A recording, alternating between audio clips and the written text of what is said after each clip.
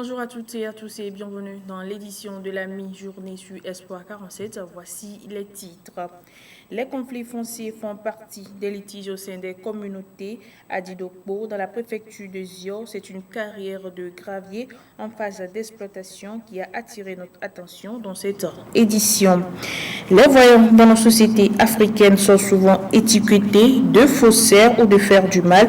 Pourquoi cette situation? À découvrir dans cette édition. Et puis hors de nos frontières en Algérie, cela fait 2 ans aujourd'hui qu'est né le Irak, le mouvement de contestation populaire. Beaucoup d'Algériens s'interrogent aujourd'hui sur l'avenir de ce mouvement passé en second plan avec la crise sanitaire liée au Covid-19. Merci de nous choisir pour vous informer.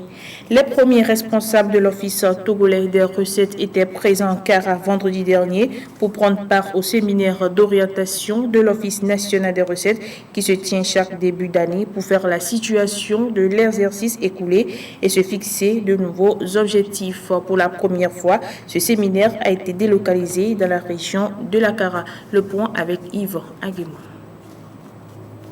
L'Office togolais des recettes OTR a tenu vendredi dernier au Palais des Congrès de Kara son séminaire d'orientation qui consiste à faire le bilan de l'année écoulée et donner les orientations nécessaires et les stratégies à mettre en place pour la mobilisation des ressources pour l'année 2021. Malgré le contexte du Covid-19, les résultats de l'année 2020 ont été satisfaisants. Nous tenons également ce séminaire dans le contexte de nouvelles orientations gouvernementales avec le nouveau chef de gouvernement qui fait de l'action de gestion publique un nouveau paradigme qui consiste dans la feuille de route du gouvernement en 42 programmes et procédures. Et c'est dans ce contexte que nous faisons le bilan de l'année passée. Nous sommes arrivés à constater que sur les objectifs qui nous étaient assignés en 2020, nous avions réussi à réaliser, malgré le contexte de Covid, un objectif à 108%, avec un chiffre autour de 652 milliards. Pour le compte de l'année 2021, l'objectif fixé par le gouvernement à l'Office togolais des recettes est de mobiliser environ 728 milliards de francs CFA. Nous venons de définir la stratégie et qui est exactement la gestion sur les résultats. Nous avons défini un plan d'action précis sur lequel chaque unité, chaque direction, chaque division devrait concentrer ses efforts pour l'atteinte de ces résultats. Au terme de ce séminaire, nous voulions exprimer toute notre gratitude. D'abord à notre ministre de l'économie et des finances qui n'a jamais épargné aucun effort pour nous appuyer à tout moment que besoin. Et également le chef de gouvernement qui, sous ses orientations, nous avons toujours su mener à bien nos résultats. Et surtout le leadership visionnaire du chef de l'État, grâce à qui cette réforme a pris corps et que nous arrivons maintenant à mobiliser les recettes dont nous venons de faire le bilan ici et qui fait référence dans la sous-région. Ce séminaire a permis également d'encourager le personnel et les divisions qui ont été brillants dans la mobilisation des ressources de l'année 2020. Le fait de recourir au service d'un voyant est monnaie courante dans nos sociétés africaines, surtout lorsqu'il s'agit de la résolution d'un problème. Une question taraude les esprits sur le sujet. Pourquoi ces voyants sont-ils souvent étiquetés de faussaires ou de faire du mal? Élément de réponse dans ce sujet de la rédaction. Il n'est pas rare de voir des gens recourir aux voyants ou devins pour la résolution de leurs différents problèmes. Et être voyant ou devin ne relève pas de la capacité humaine. Selon les dires de Togbu Ayaovi Dossé, tout est question de destin. On ne devient pas voyant qui veut. Il faut avoir la vocation avant d'être voyant. Et les dieux eux-mêmes choisissent ceux qui sont dignes de les servir. C'est pourquoi l'âge importe peu. L'un des problèmes ou dilemmes auxquels sont confrontés les voyants est que parfois certaines personnes viennent leur demander des services parfois graves qui peuvent conduire à la perte de la vie humaine. Ce qui du coup amène des gens à les traiter de charlatans.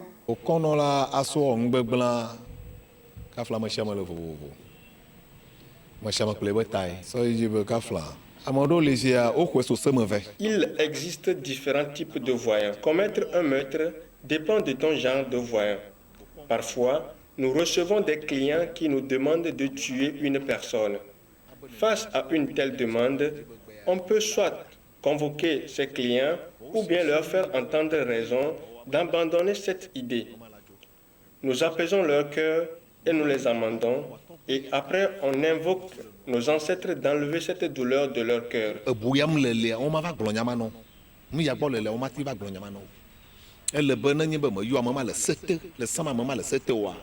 Le fait qu'ils soient animistes n'empêche pas les chrétiens à porter des jugements sur leur travail.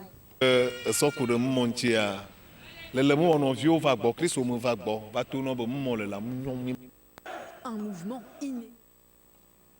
Nous enchaînons cette édition avec l'actualité sur le plan international. Le 22 février 2019 était marqué en Algérie par la naissance de mouvements de contestation populaire, le Irak. Beaucoup s'interrogent aujourd'hui, 2 ans après, sur l'avenir du mouvement passé en second plan du fait de la crise sanitaire et de sa difficulté à se structurer et à se transformer en force politique. Un mouvement inédit depuis l'indépendance, pacifique et sans leadership politique. Le 22 février 2019, des centaines de milliers de manifestants envahissent les rues d'Alger après plusieurs jours de contestation dans d'autres villes du pays. Ils demandent le départ du président Abdelaziz Bouteflika, candidat à un 5e mandat. Mais 2 ans plus tard, les manifestations se sont essoufflées. En raison de la pandémie de Covid-19, les appels à se rassembler chaque vendredi ont cessé. En revanche, les revendications sont toujours là.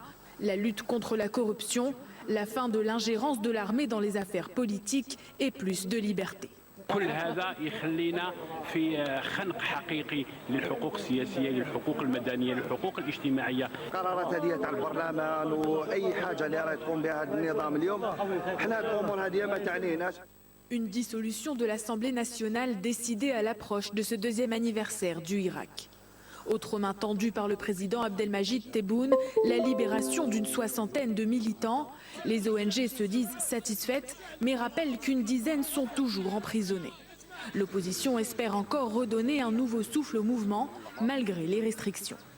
Le droit de manifester est un droit constitutionnel, mais nous vivons des circonstances exceptionnelles qui sont dues au Covid-19. Si les gens veulent changer les choses, ils ont une merveilleuse opportunité, c'est de s'engager dans le processus politique qui a été décidé par le président de la République. Des élections législatives anticipées qui, selon la constitution algérienne, doivent se tenir au maximum dans les 6 mois. Le président algérien a aussi annoncé un remaniement ministériel dont la portée reste limitée. Le Premier ministre Abdelaziz Djihad conserve son poste. L'homme est très critiqué pour sa gestion de la crise sanitaire, mais aussi pour son bilan économique.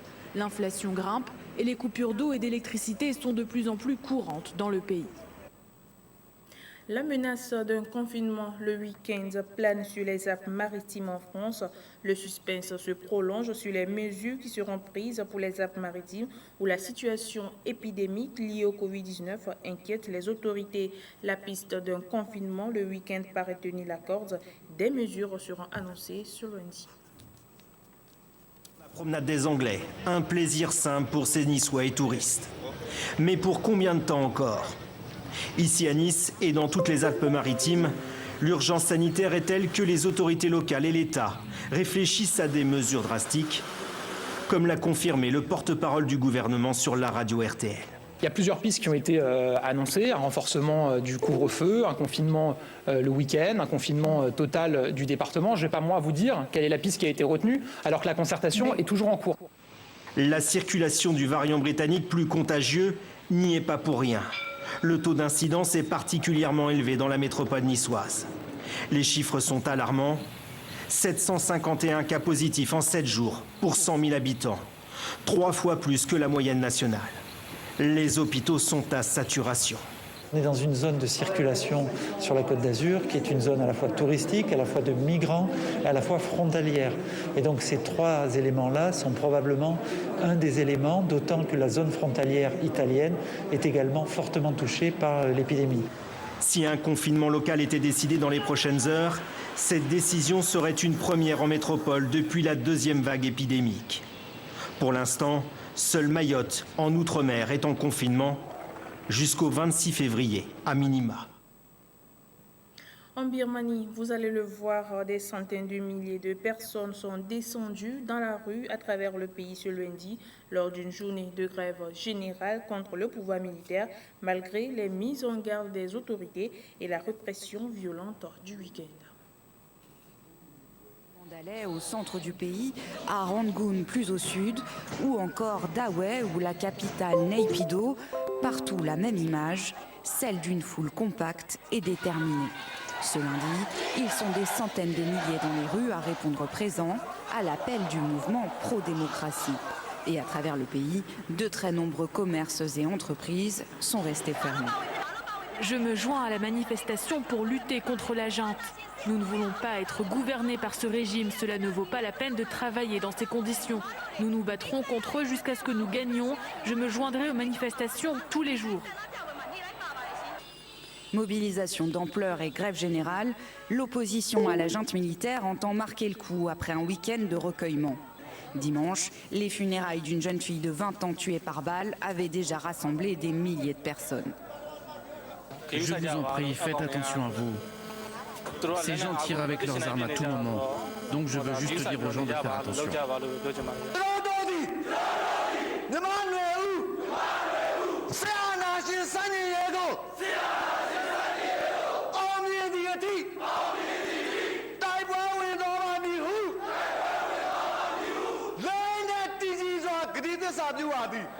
En réponse, l'armée accentue sa répression. Durant le week-end, à Rangoon et Mandalay, des tirs à balles réelles ont fait 3 nouveaux morts et une trentaine de blessés. Dans un communiqué publié ce lundi, les autorités ont averti les manifestants qui se lancent sur la voie de la confrontation risquent de le payer de leur propre vie. Retour en page nationale, je vous l'annonçais dans les titres, ce n'est un secret pour personne. Les conflits fonciers occupent une large part dans les litiges au sein des communautés et celle de Didokpo dans la préfecture de Zio ne fait pas exception. Ces derniers temps, c'est une carrière de gravier en phase d'exploitation qui polarise toute notre attention. Régis Alekweti. Aujourd'hui, la majorité des dossiers traités par la justice togolaise a trait aux fonciers, surtout dans des zones où sa valeur a une certaine cote. Ainsi, il n'est pas rare d'assister à des doubles ventes, voire des triples ventes par des collectivités se revendiquant toutes propriétaires d'une parcelle.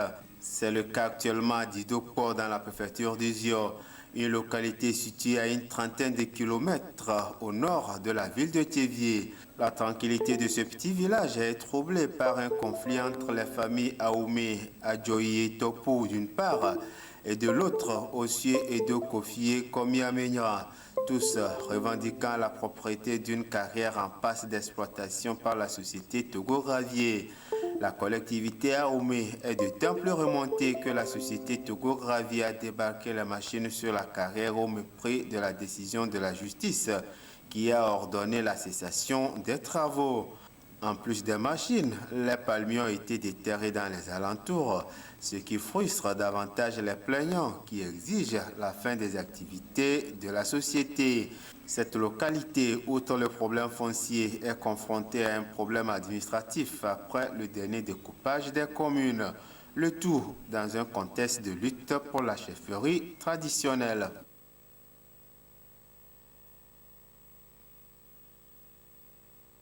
Les producteurs pourront désormais augmenter leurs revenus grâce à la valorisation des tiges de cotonnier pour la fabrication de panneaux de particules grâce au projet Vaticop, valorisation des tiges de cotonnier pour la fabrication des panneaux de particules, une technologie destinée à créer de la valeur ajoutée et à transformer près de 1,6 million de tonnes de tiges de cotonnier produite après la récolte au Bénin, au Mali et au Togo a été développée. Ainsi, divers meubles ont pu être produits grâce à l'unité pilote du Togo. Pierre Pouli. La transformation des tiges de cotonnier permet d'avoir des panneaux de particules encore appelés contreplaqués. Ces panneaux servent à la fabrication des objets d'art, notamment des chaises, des tables, des bottes et des meubles. Cette innovation technique a été démontrée sur le site du Centre de recherche agronomique de Kolokopé. Tout commence par la collecte des tiges, suivi de broyage, puis du séchage et du camissage, ainsi que le mélange de la poudre obtenue. On passe ensuite au pressage pour obtenir des panneaux de particules, un mécanisme très innovant que le Togo entend valoriser. On peut tout faire, les portes, les chaises, les meubles, tout ce que nous pouvons utiliser dans nos maisons, on peut réaliser à partir des panneaux réalisés avec les tiges de cotonnier. Donc on peut donner encore un autre cycle, une autre valeur aux tiges de coton. Et la technologie est là, donc nous appelons donc maintenant les bailleurs du fonds qui peuvent nous permettre de passer à l'échelle. Une étude a montré que plus de 60% des tiges de cotonnier sont abandonnées au champ. Il est important aujourd'hui de les valoriser pour permettre aux producteurs et bien d'autres acteurs de la chaîne de tirer une plus-value. On peut encore valoriser davantage en vendant les tiges de coton. Donc il y a une plus-value, il y a une valeur ajoutée qu'on va donner au coton. Les producteurs de coton pourront à la fois vendre maintenant donc le coton grain et également la tige. Ceci est tellement important parce qu'il y a des moments où le producteur il va mettre tout son paquet technologique, c'est-à-dire il va labourer, il va s'aimer, il va réaliser les traitements, mais il y a des moments où le rendement est faible. Et ce qu'on a constaté, c'est quand le rendement est faible, qu'on a des grandes tiges, des tiges qui sont grosses. Et s'il n'y a pas la valorisation, donc il va les brûler. À travers ce projet, même les tiges qui sont grosses, il va vendre davantage. C'est tellement intéressant. Seulement c'est nous qui sommes les producteurs aujourd'hui de se lancer dedans. En faisant quoi? En valorisant les tiges de coton, en les séchant, en les coupant, selon les conseils qu'on va nous donner. C'est pour l'atteinte de cet objectif que le projet valorisation des tiges de cotonnier pour la fabrication des panneaux de particules Vaticop a commencé en 2015 au Togo. C'est un projet financé par l'Union économique et monétaire ouest-africaine UEMOA à travers le Conseil ouest et centrafricain pour la recherche et le développement agricole CORAF. Panneaux de particules, c'est ce que nous avons couramment contreplaqué. Alors nous avons voulu faire cette journée porte ouverte pour montrer à la population, pour montrer aux futurs bailleurs ou financiers que la technologie est prête actuellement au Togo. Nous avons, grâce à ce projet, déterminé quels sont les paramètres qu'il faut maîtriser pour mieux produire des panneaux à base de tiges de cotonnier. Et ces paramètres ont été déterminés et nous avons réalisé des panneaux de différentes épaisseurs, 9 mm, 12 mm, 18 mm. La présentation des résultats de ce projet par le Centre de recherche agronomique des savanes humides a pour but d'inviter les partenaires à accompagner l'initiative pour une production à grande échelle.